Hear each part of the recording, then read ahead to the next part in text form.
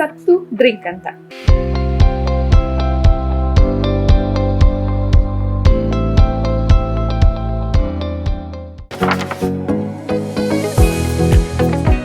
ನಿಮ್ಮ ಮನೆಯಲ್ಲಿ ನಿಮ್ಗಾಗ್ಲಿ ಅಥವಾ ಮಕ್ಕಳಿಗಾಗ್ಲಿ ತುಂಬಾ ಸುಸ್ತಾಗ್ತಿದ್ಯಾ?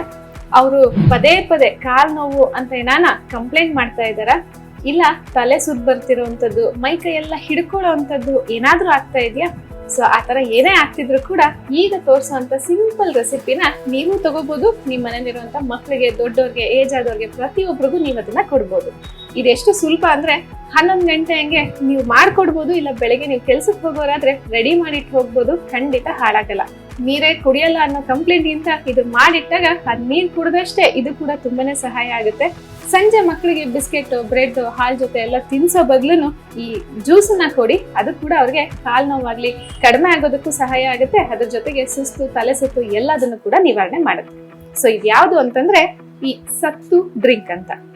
ಸತ್ತು ಅಂತಂದ್ರೆ ಚಿಕ್ಪಿ ಅಂತ ಕರಿತೀವಲ್ಲ, ಈ ಕಡಲೆ ಕಾಳು, ಅದನ್ನ ಹುರಿದು ಪುಡಿ ಮಾಡಿರೋ ಅಂತದ್ದು. ಸೊ ಇದನ್ನ ಈಗ ನಾವು ಪುಡಿ ಮಾಡಿ ಇಟ್ಕೊಂಡಿದೀವಿ. ಅದನ್ನ ನೀವು ಚೆನ್ನಾಗಿ ಹುರಿದು ಒಂಚೂರು ಕೆಂಪಾಗಿ ಒಂದ್ ಸ್ವಲ್ಪ ಸ್ಮೆಲ್ ಬರೋವರೆಗೂ ನೀವು ಹುರಿದು ಅದನ್ನ ಪುಡಿ ಮಾಡಿಟ್ರೆ ಆ ಪುಡಿ ರೆಡಿ ಇರುತ್ತೆ. ಸೊ ಇದು ಒನ್ ಟೈಮ್ ಕೆಲಸ. ನೀವು ಫ್ರೀ ಇದ್ದಾಗ ಪುಡಿ ಮಾಡಿಟ್ರೆ ಮುಗೀತು. ಇದೇನಂದ್ರೆ ಇದರಲ್ಲಿ ಪ್ರೋಟೀನ್ ಅಂಶ ಹೆಚ್ಚಾಗಿರುತ್ತೆ. ಬೇಸಿಗೆನಲ್ಲಿ ಜೀರ್ಣ ಆಗೋದು ತುಂಬಾ ಕಷ್ಟ. ಬೇಸಿಗೆ ಅನ್ನೋದಕ್ಕಿಂತ ಈ ಋತುವಿನಲ್ಲಿ ಬಿಸಿಲು ಹೆಚ್ಚಿದ್ದಾಗ ಜೀರ್ಣ ಶಕ್ತಿ ತುಂಬಾ ಕಡಿಮೆ ಇರುತ್ತೆ. ಬೆಳಗ್ಗೆ ತಣ್ಣಗಿದ್ದಾಗ ಜೀರ್ಣ ಆಗುತ್ತೆ, ರಾತ್ರಿ ಕೂಡ ತಂಪಾದಾಗ ಜೀರ್ಣ ಆಗುತ್ತೆ. ಅದೇ ಮಧ್ಯಾಹ್ನ ಟೈಮಲ್ಲಿ ನಾವು ತಗೊಳ್ಳೋಂತಹ ಊಟ ಸರಿಯಾಗಿ ಜೀರ್ಣ ಆಗೋದಿಲ್ಲ. ಹಾಗಾಗಿ ನಾವೇನ್ ಮಾಡ್ತೀವಿ, ಕಡಿಮೆ ತಿಂತೀವಿ. ಈಗಾಗಲೇ ನೀವು ಕಾಲರಾ ಅಥವಾ ವಾಂತಿ, ಬೇದಿ ಈ ರೀತಿ ಸಮಸ್ಯೆಗಳು ಹೆಚ್ಚಾಗಿರೋದನ್ನ ನೀವು ನೋಡ್ತಾ ಇರ್ತೀರಾ. ಸೊ ಆಗ ಮೇಲಿನ ಮೇಲೆ ಅಥವಾ ಅತಿ ಹೆಚ್ಚಾಗಿ ತಿಂದಾಗ ಜೀರ್ಣ ಆಗದಲ್ಲೇ ಆಗುವಂಥದ್ದು.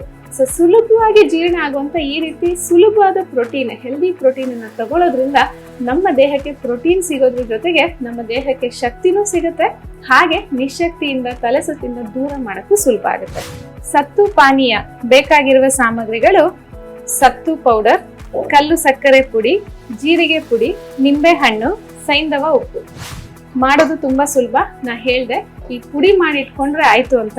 ಸೊ ಈ ಪುಡಿ ಮಾಡಿಟ್ಟಿರುವಂಥದ್ದು 1 ಚಮಚ ನಾವೀಗ ತಗೊಳ್ಳೋಣ. 1 ಚಮಚ ಸತ್ತು ಪುಡಿಗೆ 1 ಲೋಟ ಅಷ್ಟು ನೀರನ್ನ ಸೇರಿಸ್ಕೊಳ್ಳೋಣ.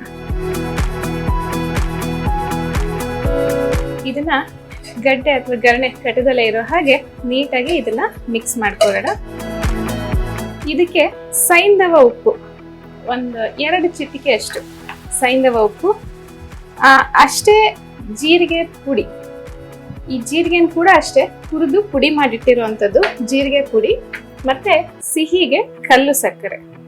ಕಲ್ಲು ಸಕ್ಕರೆ 1/2 ಚಮಚ ಅಷ್ಟು ಸಾಕಾಗುತ್ತೆ. ಯಾಕಂದ್ರೆ ಕಲ್ಲು ಸಕ್ಕರೆಗಿಂತ ಸ್ವೀಟ್ ಅಂಶ ಅದರಲ್ಲಿ ಹೆಚ್ಚಾಗಿರುತ್ತೆ.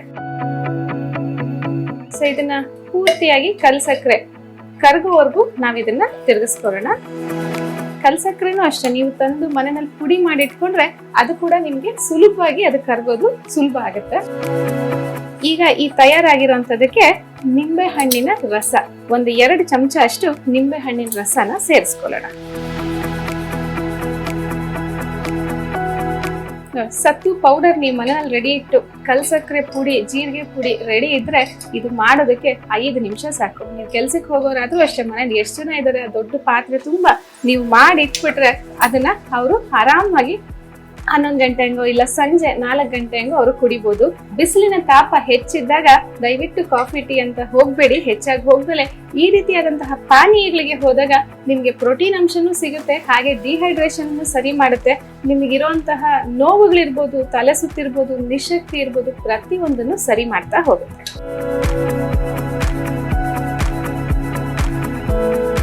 ಸುಲಭವಾಗಿ ತಯಾರಿಸಬಹುದಾದಂತಹ ಹಾಗೆ ರುಚಿನೂ ಇರುವಂತಹ ಸತ್ತು ಪಾನೀಯ ಈಗ ತಯಾರಾಗಿದೆ.